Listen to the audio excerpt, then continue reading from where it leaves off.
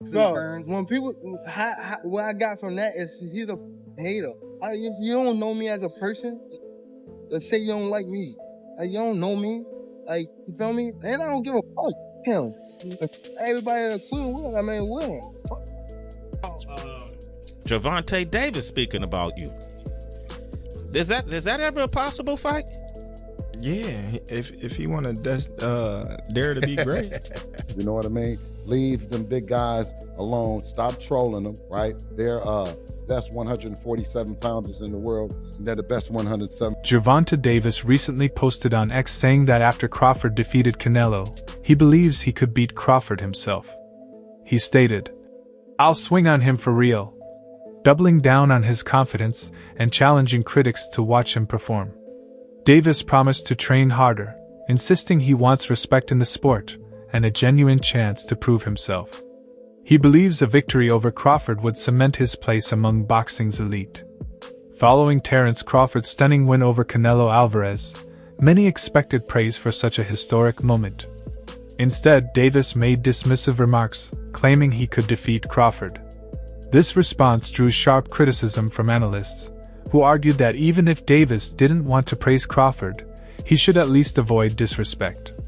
They emphasized that Crawford had accomplished what many thought impossible, defeating Canelo decisively, and belittling such an achievement was shameful and unworthy of a fellow fighter. Division champion, a two-time undisputed super middleweight, and was the reigning undisputed 168-pound super middleweight world champion. Superstar boxer, Saul Canelo Alvarez, who is now 63 wins, 3 losses, 2 draws, 39 wins by way of knockout. And Gervonta Tank Davis, I'm not even going to read off his accolades, because what he did is just nasty work. And this is your king that y'all be praising. Gervonta Tank Davis, instead of applauding the accomplishments, just tip your hat. Just tip your hat. Hey, salute. And if you don't want to salute him, guess what? Just don't say nothing.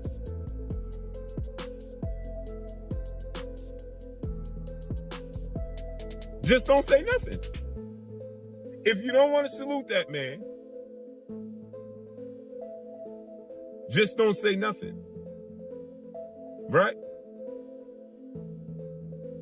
And so, Gervonta Tank Davis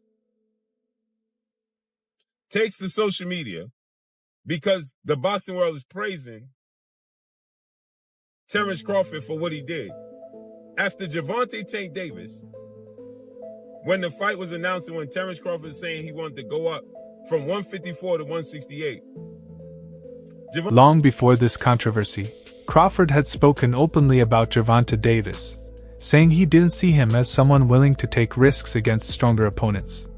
He described Davis as a talker who often avoided the toughest challenges and admitted that he simply did not like him, making it clear that any potential fight between them would be more than just competitive.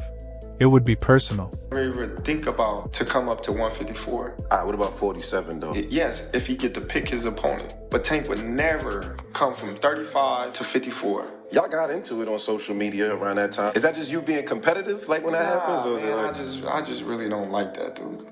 Why though? Cause I just don't like him. Like, I really don't like him. That's like, just not your cup of tea. That's just not your... Yeah, I don't like nothing about him. I just feel like, he just one of these little arrogant little dudes that's using what he got to shield him. He got a lot of security guards around him, and he's in the limelight and stuff like that. But in certain situations, he wouldn't be acting like that. Do you like him as a fighter though? Yeah, he's a damn good fighter. Yeah. But like his core personality and his ways. Nah. Bill Haney, father and trainer of Devin Haney, also weighed in, dismissing Davis's comments. He said there was no way Tank could replicate what Crawford achieved and urged Davis to stop trolling bigger fighters. Haney insisted Davis should stay in his 147-pound division instead of calling out champions in divisions where he doesn't belong, calling his remarks nothing more than a publicity stunt. Tank saying he'd knock out Terence in 6 rounds. You think he was playing, trolling, what? Selling tickets to his new fight? Was that like his tweets? Like he's Nah, he said it on audio. video. Huh? He said audio. He said it. He's like, if I tap that chin, you know he chinny. Listen, Terrence has already hired us for any of the little guys. Anybody 130, 26, 30, 35, you know, Gary Russell, Tank Davis, you cannot go to get to Terence Crawford without going through us. Rolly Romero, leave Earl Spence alone. You see what I'm saying? You come over here and you get that ass whipping too. You know what I mean? Leave them big guys alone. Stop trolling them, right? They're best 147 pounders in the world, and they're the best 140 pounders. Trainer Greg Hackett spoke passionately about Terence Crawford's victory over Canelo Alvarez, calling it one of the most important achievements in modern boxing. He emphasized that Crawford has nothing left to prove after accomplishing something that hadn't been done in generations. Hackett reminded everyone that no fighter since the days of Bob Fitzsimmons and Henry Armstrong had been able to move up through weight classes and completely dominate an opponent as highly regarded as Canelo. What made this moment even more remarkable, Hackett argued, was the manner in which Crawford won. It wasn't a narrow decision or a lucky punch, but a clinical performance that left no doubt about who was the superior fighter. According to Hackett, this victory cemented Crawford's place among the sport's greats, making him a legend in his own right. He added that critics should no longer demand explanations from Crawford or question his legacy because his accomplishments speak for themselves. Hackett concluded by saying Crawford has silenced every doubt that ever surrounded him and should now focus on enjoying his success rather than responding to negativity.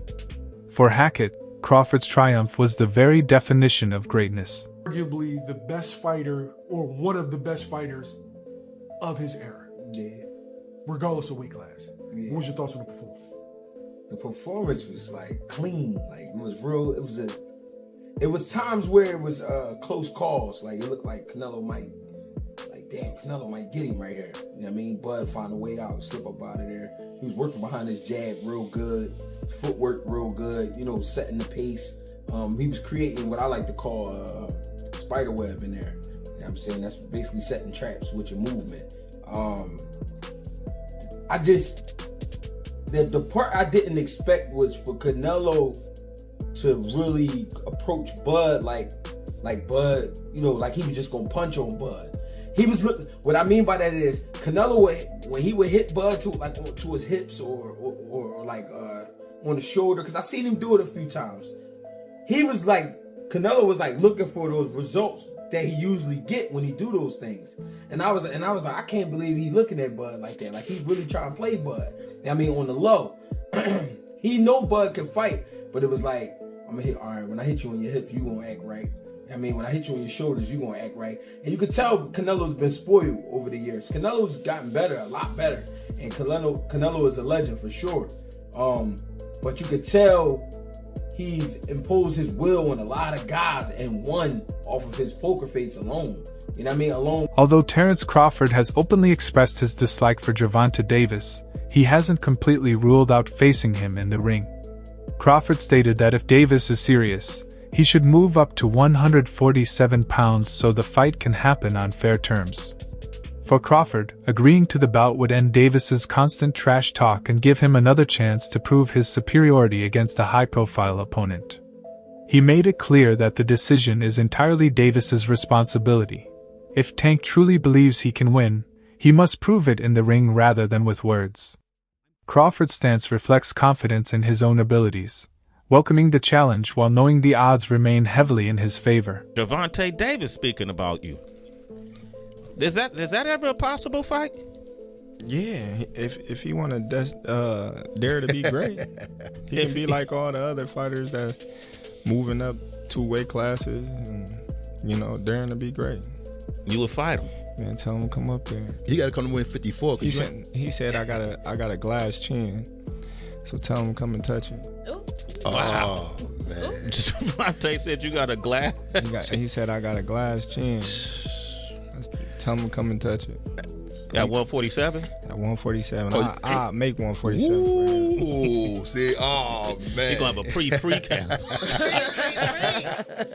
Then what the people gonna say? Oh, he's beating up on little guys. DJ Ram, a respected boxing commentator, praised Terence Crawford for his versatility and complete mastery in the ring. He described Crawford as one of the rare fighters who can excel at everything at the highest level. Ram highlighted Crawford's ability to adapt to any style, whether facing a heavy puncher, slick counterpuncher, or relentless pressure fighter, seamlessly blending offense and defense, keeping opponents constantly guessing. He called Crawford a once-in-a-generation athlete, whose understanding of distance, timing, and angles sets him apart.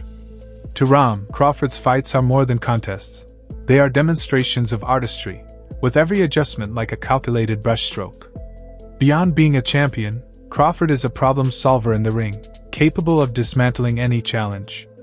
His consistent dominance has convinced Ram and many others that Crawford's legacy will remain unmatched for years. Boxing, like I said he would. Bud is special, man. He can adapt. He can make adjustments. There's nothing he can't do. I was a little worried because in the beginning, when the fight was announced, because of Canelo's power, Bud coming up, they're like, oh, he come up 2 weight classes. I consider it he came up 3 because he only had one fight at 154. Yeah, one fight at 54. Yeah, right. So I feel like it's 3 weight classes in 2 fights. Right. Yeah. So with that right there, that was a big thing because Canelo is strong. Canelo does hit hard. He got power, and he's comfortable at 168. You understand what I'm saying? More comfortable. I didn't know if the weight was going to do something to Bud, but I know there was ways that he could outbox him easily. And he did it. Towards the closer to the fight date, I changed my stance on it and leaned more to Bud, which was a good thing because my prediction was right yesterday on it. And he just outboxed him, outclassed him. He showed people. And I think he still followed a bit of the Mayweather blueprint. Canelo has to plant his feet all the time to throw off his powers, let off his power shots. He has to just make that quick stop. It's real quick, like a millisecond. But that's all Bud needs to move out the way. Bud sets him up to get a reaction. By the time Canelo goes to throw that punch, Bud slips to the side and catches him that way. It's too late. For Canelo his planning of the feet to throw his power punches, if more people figure that out and really take that into consideration in their training camps, I think he would have more losses. But a lot of them fear the power. Even after achieving something so rare, analysts noted that many fans and commentators were still hesitant to give Crawford full credit. They suggested this was partly due to favoritism toward Canelo, who has long enjoyed widespread admiration, especially in Mexico. Meanwhile, Crawford, as an African-American fighter, has often faced bias. Critics argued that the reaction to his victory reflected more than boxing. It highlighted broader issues of popularity, race, and perception in the sport. For a guy that's come 2 to 3 weight divisions lower, well, so you would be asking a guy to literally just stand there like this new slap exercise, slap me and I slap you. That's not boxing, and that's extremely sour grapes. And my advice to you is this: although most times people will stay on cold, there's exceptions to the rules where people will say, I'm not going that far. You know what I mean? Like by our administration right now that's governing the New Russia. They do a lot of illegal things on a daily. But this pedophilia, some people are saying, no, I'm jumping off the boat on this one. I'm going to go with protecting the kids. I'll go with you with a lot of stuff, but protecting the kids is kind of important to me. Should be, right? It should be, levels, or it should be, where you don't go a certain length, right? There should be borders, so to say, okay, I don't go past that line. And the line should be pedophilia, or a line should be no objectivity at all in the world of boxing. You saw a great performance, and Canelo just lost, right? This guy is just a better fighter, right? If he can come up from that weight division and stand in the pocket most of the time, and still win. If you are saying that you don't want Canelo to be able to cut the ring off with this guy that didn't really run at all, then you're basically saying, well, listen, let's just stand and slug. And that's brawling, right? That has nothing to do with boxing. And so people are going to jump off that. And here's something else that's going to happen to you people right now with sour grapes. and are racist, running around just saying ridiculousness, right? Because Rising star Hamza Shiraz praised Crawford, calling him a mean machine in the ring. He noted that Crawford has never struggled against any opponent and always finds a way to win. Shiraz's comments reflect the respect younger fighters have for Crawford, recognizing him as a standard of excellence. For Shiraz, Crawford's performance against Canelo only confirmed what he already believed, that Crawford operates on a level few others can match. In the post-fight press conference yesterday, he goes, my mind wants to do it, he goes, my body can't. Doesn't mean he's totally shot. He's not totally shot. He's still a great fighter, and someone I could definitely see myself in the ring with pretty soon. And beating? Yeah, definitely.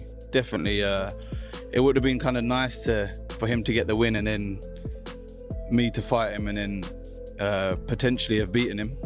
But yeah, God has a different plan. Look, it still could be Canelo. I don't know when. The plan's obviously a little bit ruined, but do you believe you'd stop Canelo versus Hamza? Do I believe I'd stop him?